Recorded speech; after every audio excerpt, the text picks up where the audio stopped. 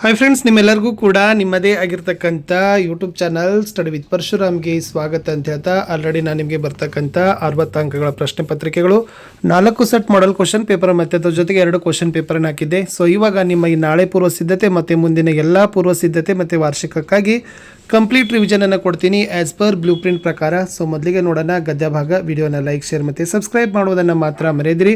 So ಇನ್ನೊಂದು ಗದ್ಯ ಭಾಗ ಮತ್ತು ಪದ್ಯ ಭಾಗದ ವಿಡಿಯೋಗಳು ಬರ್ತವೆ, ಖಂಡಿತವಾಗಿ ಅವುಗಳನ್ನು ತಪ್ಪದೇ ನೋಡಿ.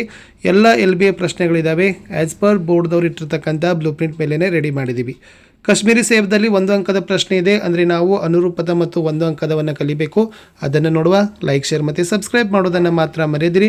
ಪ್ರತಿದಿನ ಸಂಜೆ 6 ಮತ್ತು ರಾತ್ರಿ 9 ಗಂಟೆಗೆ ಲೈವ್ ಕ್ಲಾಸ್ ಇರ್ತದೆ. ಸೊ ನಾಳೆ ಸೈನ್ಸು, ಆಚೆ ನಾಡದ್ದು ಸೋಷಿಯಲ್ ಸೈನ್ಸ್ಗೂ ಕೂಡ ಇದೇ ಥರದ ವಿಡಿಯೋಗಳು ಬರ್ತವೆ, ಅವುಗಳನ್ನು ವಾಚ್ ಮಾಡಿ. ಅನುರೂಪದ ಪ್ರಶ್ನೆ ನೋಡಿ. ಕೇಲಾ ಪೀಲಾ ರಂಗ್ ಆದರೆ ಸೇಬ್ ಗುಲಾಬಿ ರಂಗ್, ನಾಗ್ಪುರ್ ಸಂತ್ರ ಆದರೆ ಕಾಶ್ಮೀರಿ ಸೇಬ್, कपड़ा नापना टोमाटो तौलना, सेब फल आदरे गाजर सब्जी, कश्मीरी सेब बेचने वाला बेईमान, रेवड़िया बेचने वाला ईमानदार, मेरा बचपन आत्मकथा कश्मीरी सेब कहानी, बसंत की सच्चाई एकांकी विष्णु प्रभाकर कश्मीरी सेबीज प्रेमचंद. इन भोजन का आवश्यक अंग टोमाटो, मेज़ पर स्थान गाजर, नीम कौड़ी कड़वा, कश्मीरी सेब मीठा, पहला सेब सड़ा हुआ था, दूसरा सेब आधा सड़ा हुआ था, तीसरा सेब पिचक गया था, चौथा सेब बेदाग था. इन वंदे वाक्य का प्रश्न नोड़ी. स्वाद में सेब किससे बढ़कर नहीं, आम से बढ़कर. लेखक का जी क्यों ललचाया, दुकान पर रंगदार गुलाबी सेब देखकर लेखक का जी ललचाया. प्रेमचंद जी को क्या नज़र आया, प्रेमचंद जी को रंगदार गुलाबी सेब नज़र आया. रोज़ एक सेब खाने से किनकी ज़रूरत नहीं होगी, डॉक्टरों की. टोमाटो किसका आवश्यक अंग बन गया है, भोजन का. लेखक चीज़ें खरीदने कहाँ गए थे, चौक. कश्मीरी सेब पाटकर लेखक कौन है, मुंशी प्रेमचंद. लेखक के अनुसार फल खाने का समय क्या है, प्रातः काल. ಇನ್ನು ಇದೇ ಪಾಠದ ನಿಮಗೆ 2 अंकದ ಪ್ರಶ್ನೆಗಳನ್ನು ಕೇಳಿದ್ರು. ಸೊ ಫಸ್ಟ್ ಇತ್ತು आजकल शिक्षित समाज में किसके बारे में विचार किया जाता है ಅಂತ ಕೇಳಿದ್ದಾರೆ. ಸೊ आजकल शिक्षित समाज में प्रोटीन और विटामिन के शब्दों के बारे में विचार किया जाता है. ಮುಂದಿನ ಪ್ರಶ್ನೆ मोस्ट इंपॉर्टेंट. दुकानदार ने लेखक से क्या कहा, अथवा दुकानदार ने सेब का वर्णन किस प्रकार करता है. सो द आंसर इज बाबूजी बड़े मज़ेदार सेब आए हैं खास कश्मीर के, आप ले जाए, खाकर तबीयत खुश हो जाएगी. ಇದು ಬರದೇ ಇದ್ರೆ ಬರ್ತಕ್ಕಂಥ ಇನ್ನೊಂದು ಪ್ರಶ್ನೆ, ದುಕಾನ್ದಾರ್ನೆ ಅಪ್ನೆ ನೌಕರ್ ಸೆ ಕ್ಯಾ ಕಹಾ. ಏನಿದೆ ಅಂತಂದರೆ ಆನ್ಸರ್ ಈಸ್ ಸುನೋ ಆದ ಸೇರ್ ಕಾಶ್ಮೀರಿ ಸೇಬ್ ಲಾನಾ ಚುನ್ ಕರ್ ಲಾನಾ ಅಂತ ಇದೆ. ಸೊ ಇಷ್ಟೇ ಅದಿರ್ತಕ್ಕಂಥ ಉತ್ತರ ಇತ್ತು. ಸೊ ಅದನ್ನು ನೀವು ಚೆನ್ನಾಗಿ ಬರೀರಿ. ಇನ್ನು ಕಾಶ್ಮೀರಿ ಸೇಬ್ ಪಾಠದ संदेश अथवा आशय ने केಳಿದ್ರೆ, बाजार में लोगों के साथ होने वाली धोखेबाजी पर प्रकाश डाला गया है. खरीदारी करते समय सावधानी बरतने पर जोर दिया है. अगर खरीदारी करते समय सावधानी नहीं बरते तो धोखा खाने की संभावना होती है ಅಂತ ಡೀಟೇಲ್ ಆಗಿ ಬರೆದಿದ್ದಾರೆ, ಅದನ್ನು ನೋಡ್ಕೊಡ್ರಿ. ಇನ್ನು गाजर को खाने की मेज़ पर स्थान मिला है क्यों ಅಂತ ಕೇಳ್ತಾರೆ, ಅಥವಾ गाजर के बारे में मुंशी प्रेमचंद के विचार ಅಂತಲೂ ಕೂಡ ಕೇಳ್ತಾರೆ. ಅವಾಗ ಬರೀಬೇಕು, गाजर पहले गरीबों के पेट भरने की चीज़ थी, अमीर लोग तो गाजर का हलवा बनाकर खाते हैं. गाजर में बहुत विटामिन है, इसलिए गाजर को खाने की मेज़ पर स्थान मिला है. ಇನ್ನು ಪ್ರೇಮಚಂದ್ के अनुसार सेब का महत्वವನ್ನು ಕೇಳಬಹುದು, ಅಥವಾ सेब के गुण ಅಂತಲೂ ಕೂಡ ಕೇಳಬಹುದು. आंसर इज रोज़ एक सेब खाने से डॉक्टर के पास जाने की ज़रूरत नहीं पड़ती है. सेब रस और स्वाद में आम से बढ़कर भी नहीं और घट के भी नहीं. सेब केवल स्वाद की चीज़ नहीं, उसमें गुण भी है ಅಂತ ಬರೆದ್ರೆ ಸಾಕು. ಇನ್ನು ಗಿಲ್ಲು ಪಾಠದಲ್ಲಿ ನೀವು ಕೇವಲ 3 ಅಂಕದ ಪ್ರಶ್ನೆಗಳನ್ನು ಅಭ್ಯಾಸ ಮಾಡಬೇಕು. फर्स्ट वेरी मोस्ट इंपॉर्टेंट नाले बरबोधु गिल्लू के कार्यकलाप. आंसर इज गिल्लू अपने घर में झूलता रहता था. लेखिका का आकर्षित करने के लिए उनके पैर तक आकर सर से पर चढ़ जाता था और उसी तेजी से उतरता था. वर्मा जी को चौंकाने के लिए फूलदानों के फूलों में, पर्दे की चुन्नट में और सोनजूही की पत्तियों में छिप जाता था. लेखिका की थाली के पास बैठकर एक एक चावल उठाकर बड़ी सफाई से खाता था ಅಂತ ಬರೆದ್ರೆ ಸಾಕು. ಇನ್ನು गिल्लू के अंतिम दिन ಅಂತ ಕೇಳ್ತಾರೆ. गिलहरियों की जीवन की अवधि 2 वर्ष से अधिक नहीं होती. गिल्लू का जीवन यात्रा का अंत आ ही गया. दिन भर न कुछ खाया न बाहर गया. गिल्लू के पंजे ठंडे हो रहे थे जब लेखिका जागकर हीटर जलाया और उष्णता देने का प्रयास किया, परंतु प्रभात की प्रथम किरण के साथ ही गिल्लू चिरनिद्रा में सो गया. ಇನ್ನು ಗಿಲ್ಲು के प्रति महादेव वर्मा की ममता ಅಥವಾ गिल्लू के प्रति लेखिका का प्रेम ಅಂತ ಕೇಳ್ತಾರೆ. ಅವಾಗ ಬರೀಬೇಕು, लेखिका को पशु पक्षियों से अत्यंत प्रेम था. महादेवी वर्मा जी को गिल्लू पर अधिक प्यार था। माँ के समान गिल्लू का उपचार करती है। घायल गिल्लू को हौले से उठाकर अपने कमरे में लाई रुई से रक्त पोंछकर पेंसिलिन का मरहम लगाती है। फूल रखने की हल्की सी डलिया में रुई बिछाकर उसे घर बना देती है।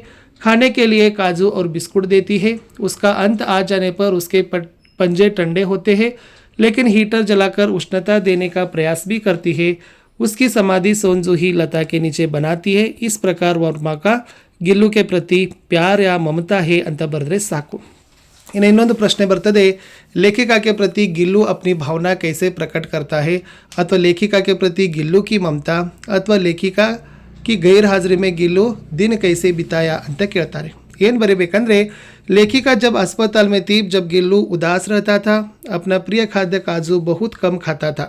कमरे के दरवाज़ा खोलते ही अपने झूले से वह दौड़ता था, किंतु वहाँ किसी को देखकर निराशा होकर लौट जाता था। गिल्लू हमेशा लेखिका के पास रहना पसंद करता था। लेखिका की अस्वस्थता में उनके तकिए के सिरहाने बैठकर अपने नन्हे पंजों से उनके सिर और बालों को सहलाता था ಅಂತ ಬರೆದ್ರೆ ಸಾಕು। ಇನ್ನು ಮುಂದಿನ ಪ್ರಶ್ನೆ ಬರೋಣ। ಇದೇ ಪಾಠದಲ್ಲಿರ್ತಕ್ಕಂಥದ್ದು गिल्लू और लेखिका के बीच का स्नेह भाव ಅಂತ ಕೇಳ್ತಾರೆ। ಇಲ್ಲಿ गिल्लू और लेखिका के बीच गहरा स्नेह था, जिसमें गिल्लू का लेखिका के प्रति प्रेम और लेखिका के उसके प्रति दया, संवेदनाशील और देखभाल का भाव शामिल किया था। गिल्लू लेखिका के आने पर उसके शरीर पर चढ़ता था, उनके बीमार होने पर उनके पास बैठकर उनके बालों से सहलाता था। लेखिका के अस्पताल में रहने के दौरान काजू खाना कम खाता था। लेखिका ने भी गिल्लू की घायल अस्वस्थता में सेवा की, उसके लिए झूले की व्यवस्था की, उसके स्नेह से काजू और बिस्कुट खिलाती थी। गिल्लू के अंतिम दिनों में उसके बचने की प्रयत्न करती है। गिल्लू मर जाने के बाद सोनजूही लता के नीचे समाधि बनाती है। ಎರಡು ಪಾಠ ಕಂಪ್ಲೀಟ್ ಹೇಳಿದೆ। ಗಿಲ್ಲು ಪಾಠದ 3 ಅಂಕ, ಕಾಶ್ಮೀರಿ ಸೇಬ್ ಪಾಠದ್ದು 3 ಅಂಕ। ಇನ್ನು ಮೇರಾ ಬಚ್ಪನ್ಗೆ ಬರ್ತೀನಿ, ಇದು ಕೂಡ 3 ಅಂಕ, 1 ಅಂಕದ 1, 2 ಅಂಕದ 1। ಅನುರೂಪತೆ ನೋಡ್ಕೊಡ್ರಿ।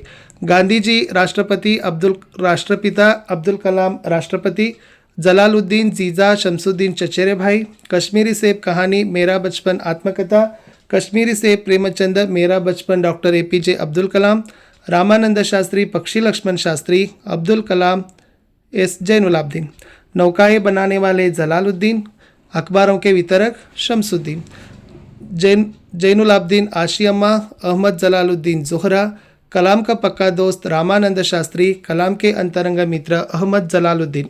इन पक्षी लक्ष्मण शास्त्री, रामानंद शास्त्री, जैनुलाब्दीन अब्दुल कलाम, जोहरा, जलालुद्दीन आशियम्मा, जैनुलाब्दीन। स्थानीय ठेकेदार जलालुद्दीन, उग्र राष्ट्रवादी STR मानिकम, जैनुलाब्दीन पक्षी लक्ष्मण शास्त्री, अब्दुल कलाम रामानंद शास्त्री, STR मानिकम निजी पुस्तकालय, शमसुद्दीन अखबार एजेंसी, बसंत कच्चा घर, कलाम पक्का घर या पुस्तैनी घर ಅಂತ ಬರೀರಿ। ಇನ್ನು ಒಂದು ವಾಕ್ಯದಲ್ಲಿ ಯಾವೆಲ್ಲ ಕೇಳ್ಬೋದು ನೋಡ್ರಿ। अब्दुल कलाम जी बचपन में किस घर में रहते थे? पुस्तैनी। अब्दुल कलाम जी को बचपन में दुर्लभ वस्तु क्या थी? पुस्तकें। अब्दुल कलाम जी के चचेरे भाई कौन थे? शमसुद्दीन। कलाम का जन्म कहाँ हुआ? तमिलनाडु के रामेश्वरम में। इन 2 मार्क्स क्वेश्चन। सो बರ್ತಕ್ಕಂಥ मोस्ट इंपॉर्टेंट ಏನಪ್ಪ ಅಂದರೆ अब्दुल कलाम का बचपन बहुत ही निश्चिंतता और सादगी में बीतने के कारण लिखिए ಅಂತ ನಿಮಗೆ ಕೇಳ್ತಾರೆ। ಅವಾಗ ನೀವು ಏನು ಬರೀಬೇಕಾಗಿತ್ತಪ್ಪ ಅಂದರೆ मोस्ट इंपॉर्टेंट आगे कलाम जी के पिता आडंबरहीन व्यक्ति थे, सभी आवश्यक और ऐशो आराम वाली चीज़ों से दूर रहते थे, पर घर में सभी आवश्यक चीज़ें समुचित मात्रा में सुलभता से उपलब्ध थी। वास्तव में कलाम का बचपन बहुत ही निश्चिंतता और सादगी में बीता ಅಂತ ಬರೆದ್ರೆ ಸಾಕು। इन आशियामा कलाम को खाने में क्या क्या देती थी ಅಂತ ಕೇಳ್ತಾರೆ। आशियामा कलाम के सामने केले का पत्ते बिछाती, उस पर चावल एवं सुगंधित स्वादिष्ट सांभर डालती, साथ में घर का बना अचार और नारियल की ताज़ी चटनी भी देती थी। इन जैनुलाब्दीन नमाज के बारे में क्या कहते थे ಅಂತ ಪ್ರಶ್ನೆ ಬರ್ತದೆ। अब ಏನು ಹೇಳ್ತಾನಂದ್ರೆ, जब तुम नमाज पढ़ते हो तो तुम अपने शरीर से इतर ब्रह्मांड का एक हिस्सा बन जाते हो, जिसमें दौलत, आयु, जाति या धर्म पंथ का कोई भेदभाव नहीं होता। ಇನ್ನು ಜೈನುಲಾಬ್ದೀನ ಪರಿಚಯ ಕೊಡಿ ಅಂತ ಕೇಳ್ತಾರೆ, ಅಥವಾ ಜೈನುಲಾಬ್ದೀನ ವ್ಯಕ್ತಿತ್ವ ಕೇಳ್ತಾರೆ।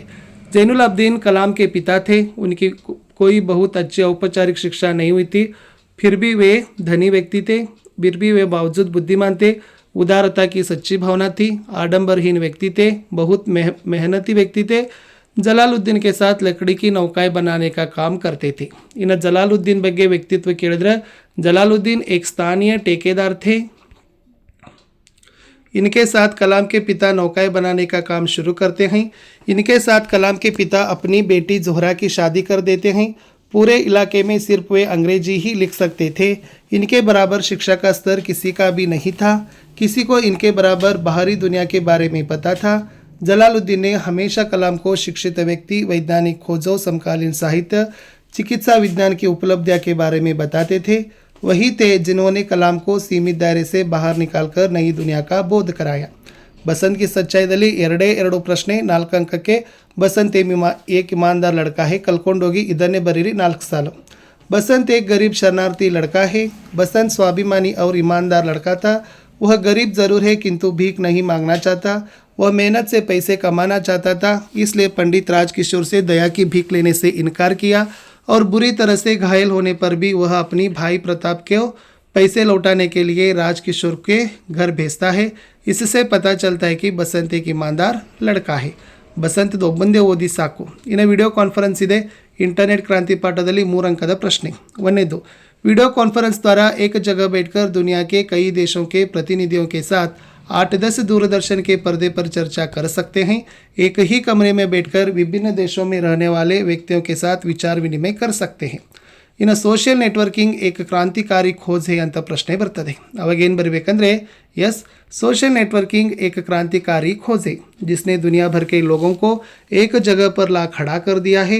सोशल नेटवर्किंग के कई साइट से फेसबुक, आर्कूट, ट्विटर, लिंक्डइन आदि इन साइटों के कारण देश विदेश के लोगों की रहन सहन, वेशभूषा, खान पान का परिचय मिलता है। इन साइटों से संस्कृति, कला आदि का प्रभाव शीघ्र समाज पर पड़ता है। इन्हें व्यापार और इंटरनेट की क्या मदद मिलती है ಅಂತ ಕೇಳಿದ್ದಾರೆ। सो इंपॉर्टेंट ಇದೆ। इंटरनेट द्वारा घर बैठे बैठे खरीदारी कर सकते हैं, कोई भी बिल भर सकते हैं। इससे दुकान जाने और लाइन में घंटों खड़े रहने का समय बचता है। इंटरनेट बैंकिंग द्वारा दुनिया की किसी भी जगह पर चाहे जितनी भी रकम भेजी जा सकती है। ಇನ್ನು ಸಂಚಾರ ಮತ್ತು ಸೂಚನಾ ಕ್ಷೇತ್ರದಲ್ಲಿ ಒಂದು ಇಂಟರ್ನೆಟ್ನ ಮಹತ್ವ, ಇಂಟರ್ನೆಟ್ನ ಹಾನಿ, ಆಮೇಲೆ ಯಾವುದೇ 3 ಇಂಟರ್ನೆಟ್ನ ಉಪಯೋಗ, ಈ 3 ಪ್ರಶ್ನೆಗಳು ಸಹಿತ ಬರ್ತವೆ, ನೋಡ್ಕೊಡ್ರಿ। ಇನ್ನು ईमानदारों सम्मेलन में केवल 2 अंक ಒಂದು ಪ್ರಶ್ನೆ। मोस्ट इंपॉर्टेंट ಏನಪ್ಪ ಅಂದ್ರೆ लेखक को भेजे गए निमंत्रण पत्र में क्या लिखा गया था। हम लोग इस शहर में एक ईमानदार सम्मेलन कर रहे हैं। आप देश के प्रसिद्ध ईमानदार हैं। हमारी प्रार्थना है कि आप इस सम्मेलन का उद्घाटन करें।